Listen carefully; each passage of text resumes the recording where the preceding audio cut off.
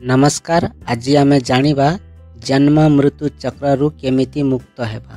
यह श्रीमद् भागवत गीता द्वितीय अध्याय श्लोक 51 शेष जाए शुणु।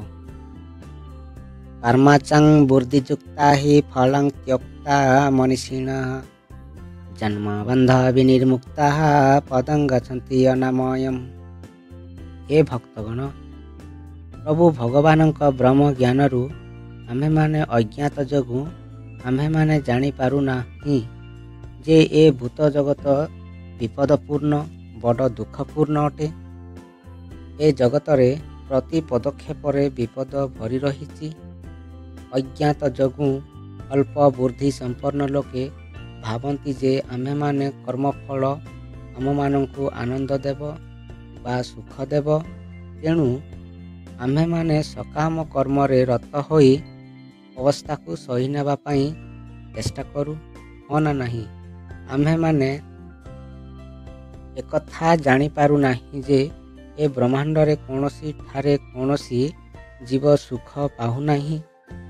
ए भूत जगत रे शरीर जीव को कदापि सुख देउ नाही, केवल दुख ही देउछि।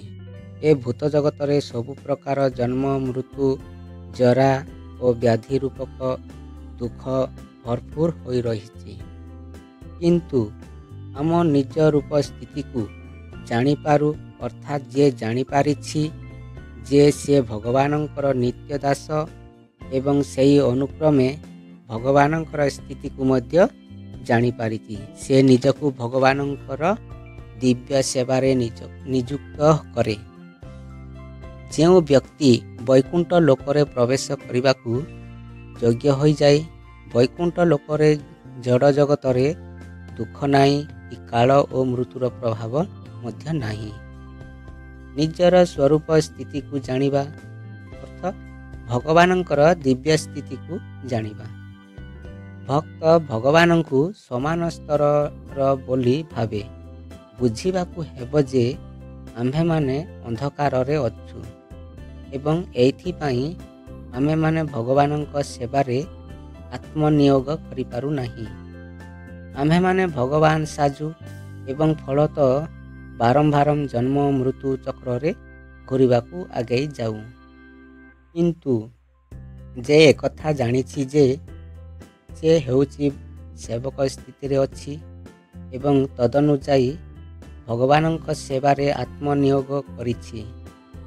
जेउ भगवान हेउछन्ति ए दृश्य जगतर आश्रयस्थल एवं जे मुकुंद नाम रे प्रसिद्ध, अर्थात जे मुक्ति प्रदान करि पारंती, सेही भगवानंकर पाद पद्म रूपक नौका को जे आश्रय करिछि से वैकुंठ लोकरे प्रवेश करिवा निमित्त योग्य हो जाए।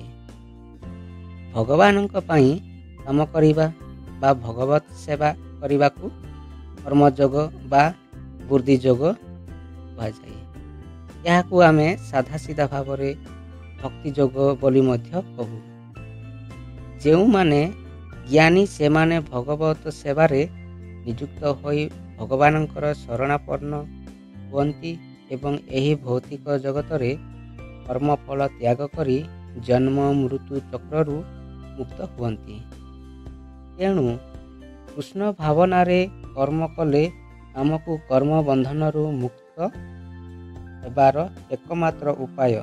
जो व्यक्ति भगवानंकर सेवारत होइथाए से एही जीवन रे जन्म जन्म धरी साइती रखिथिबा कर्मफलरु मुक्त होइथाए।